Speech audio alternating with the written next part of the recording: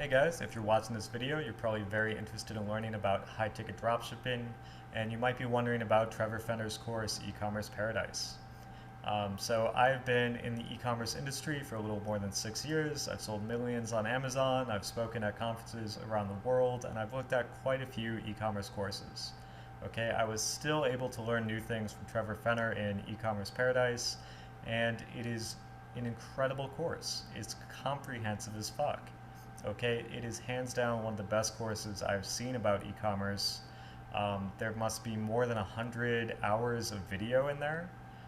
There's templates that were ready to drag and drop and start my stores, and it's written in a way that anyone can use it, okay? Even if you're very new to e-commerce or if you are very experienced like me, it works. I've been able to actually take this course and hand it over to my staff and say, build a store with this.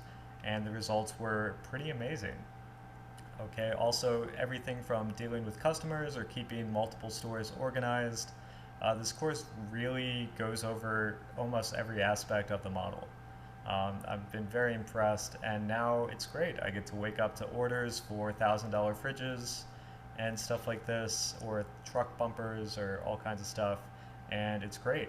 The course has saved me a lot of time, money, and energy. It lives up to the hype.